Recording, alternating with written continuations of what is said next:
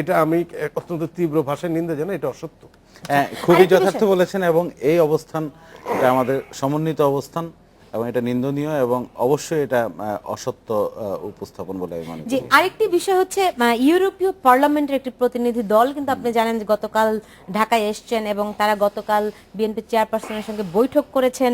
তারা আসলে কি কোন লক্ষ্য নিয়ে এখানে কাজ করছে? বিএনপির পক্ষ থেকে তাদেরকে একটি তালিকা ও তথ্য দেওয়া হয়েছে এবং ঢাকার বিভিন্ন এম্বাসিতে তথ্য তালিকা দেওয়া হয়েছে। এই বিষয়টা নিয়ে ফিরবো, তার আগে নিচ্ছে একটা ছোট্ট বিরতি।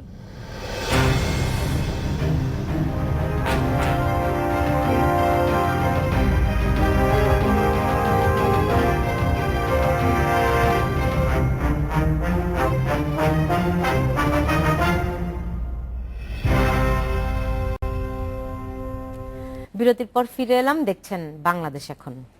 যে ইউরোপীয় পার্লামেন্টের একটি প্রতিনিধি দল ঢাকায় এবং তাদের কাছে একটি তালিকা দিয়েছে বিএনপি, সেই তালিকা সম্পর্কে কোনো ধারণা দিতে পারেন? না, এটা হচ্ছে ইউরোপীয়, আগে একটু জানা দরকার কি ধরনের ডেলিগেশন। এই ইউরোপীয় পার্লামেন্টের মানবাধিকার সাবকমিটি আছে, সাবকমিটির যে vice chairman, the second person, ওনার নেতৃত্বে 4জন কি 5জনের পার্লামেন্টারিয়ান আসছেন, বিভিন্ন দেশের রিপ্রেজেন্টেটিভ এসছেন।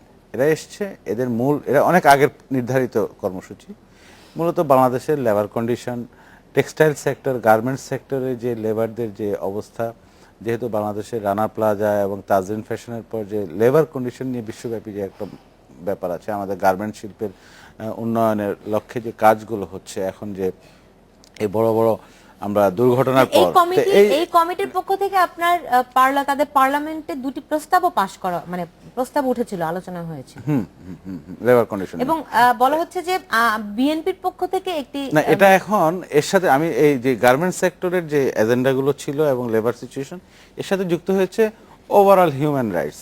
যেহেতু বাংলাদেশে এখন একটা রাজনৈতিক সংকট চলছে, এটা অ্যাডেড একটা এজেন্ডা যুক্ত হয়েছে। তারই অংশ হিসাবে ওনারা এসছে 4 দিনের সফরে।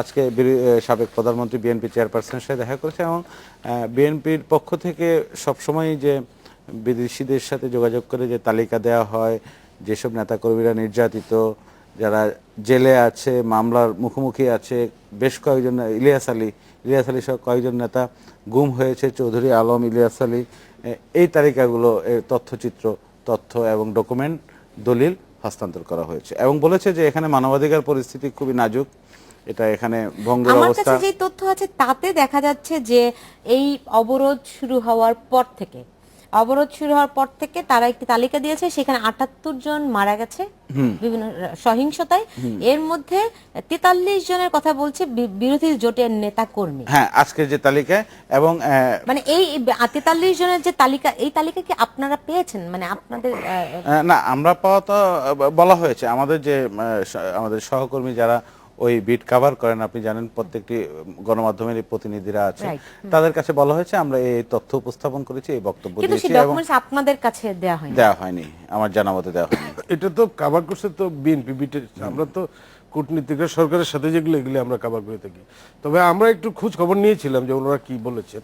বিদেশি যারা আসছে তারা ওই সহিংসতার ব্যাপারে তীব্র ভাষায় নিন্দা করছে, এবং তারা বেগম জিয়াকে বলেছেন যে এই সহিংস যে ল্যাঙ্গুয়েজ, সরকার বিরোধী আন্দোলন এবং সহিংসতা দুই জিনিস, সরকার বিরোধী আন্দোলন করতে তাদের কোনো রকম আপত্তি নাই, বাট এই যেভাবে মানুষ বরণ করা হচ্ছে, বা যেভাবে ককটেল বিস্ফোরণ, তারপরে পেট্রোল বোমা নিক্ষেপ, তারপরে অন্যান্য নাশকতা, সেইগুলি পরিহার করতে ওনাকে বলেছে, এবং সাংবিধানিক পন্থা মেনে শান্তিপূর্ণ উপায় অবলম্বন করতে ওনাকে বলেছে ওনারা। তবে তারা যে মানবাধিকার এই বিষয় তারা শুনেছেন, এবং এটা তারা তাদের পার্লামেন্টে রিপোর্ট দিবেন, সেখানে তো সামগ্রিক বিষয়টা আসবে। এমনিতে তাদের এই সফর নিয়ে কিন্তু তারা খুব বেশি, মানে সাধারণত আপনি জানেন যে এই সফরে একটা স্কেজুয়াল থাকার কথা, হ্যাঁ, এই ধরনের কোনো কিছু আচ্ছা, স্কেজুয়াল আছে, আমি বলি আপনাকে। গতকাল তারা প্রথম দিনে বিএনপি চেয়ারপারসনের সাথে দেখা করেছে, আজকে দুপুরে পররাষ্ট্র মন্ত্রণালয় যাবে, পররাষ্ট্রমন্ত্রী দেশে নাই, সচিব দেশে নাই, পররাষ্ট্র প্রতিমন্ত্রীর সাথে বিস্তারিত আলোচনা হবে, আইনমন্ত্রীর সাথে ওদের দেখা করার কথা আছে, এরপর স্বরাষ্ট্র মন্ত্রণালয়ে যাবে, স্বরাষ্ট্রমন্ত্রীর সাথেও দেখা করার কথা রয়েছে, জাতীয় সংসদের স্পিকার ডক্টর শিরিন শারমিন এগুলি কি চৌধুরীর সাথে সব বৈঠক। আজ?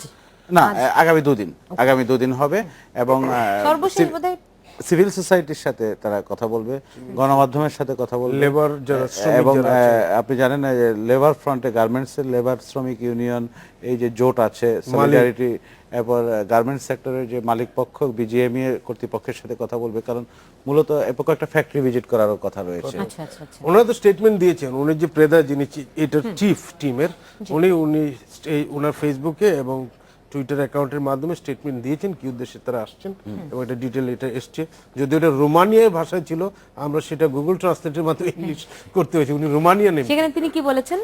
উনি বলেছেন যে বাংলাদেশের যে মানবাধিকার পরিস্থিতি তারা সেটা দেখবেন এবং সেখানে গার্মেন্টস সেক্টরের মালিক, শ্রমিক, ফ্যাক্টরি, কারখানাগুলি ওনারা পরিদর্শন করবেন। এখানে প্রধানমন্ত্রীর সঙ্গে দেখা করবেন, ওনারা খালেদা জিয়ার সঙ্গে দেখা করবেন, পার্লামেন্টের বিরোধী দলের নেত্রী যে রওশন এরশাদ ওনার সাথে দেখা করবেন, প্রতিমন্ত্রী, সরকারি কর্মকর্তা, স্পিকার, সুশীল সমাজ, বিশেষ করে লেবার, যারা শ্রমিক ইউনিয়ন, তারপরে মানে পুরো একটা প্রত্যক্ষ অভিজ্ঞতা নিতে চান যে হিউম্যান রাইট, বিশেষ করে আফটার রানা প্লাজা এবং এখন যে কাজটা চলছে তারা, বিকজ ইউরোপীয় ইউনিয়ন হলে একটা লার্জেস্ট বায়ার বাংলাদেশের গার্মেন্টস প্রোডাক্টের, সেইটা। আর এই যেহেতু এই সময় এসছেন, শুধু একটা সামগ্রিক মানবাধিকার পরিস্থিতি সম্পর্কে ইউরোপীয় পার্লামেন্ট অবহিত হতে চায়।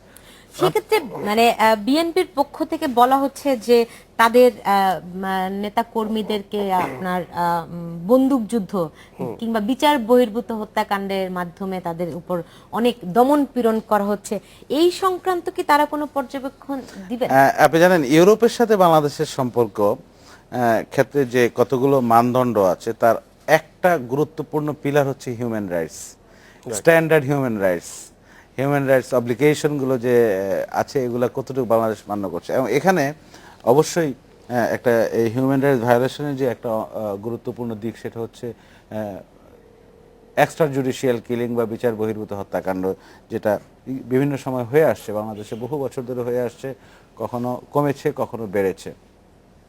তা ওদের বক্তব্যটা হচ্ছে যে তোমরা যে কোনো অপরাধী, যে কোনো চিহ্নিত সন্ত্রাসী যেই হোক না কেন, তাকে আইনের আওতায় আনো, বিচারের আওতায় আনো, সুষ্ঠু আইনি বিচার বহির্ভূত হত্যাকাণ্ড সবসময় তারা নিন্দা করে, সমর্থন করে না। আরেকটা ব্যাপার আছে যে মৃত্যুদণ্ড বিধান, এটা বিলোপের কথা ওরা বিভিন্ন সময়ে বলে আসছে, ডেথ পেনাল্টি বিলোপের কথা। বিশেষ করে যুদ্ধাপরাধীদের যখন রায়ের ব্যাপার আসে তখন তারা একটু বেশি এই দাবিটি নিয়ে আসে।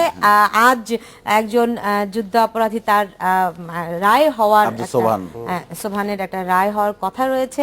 আমরা একটা ছোট্ট বিরতি নিব, ফিরছি একটু পরে।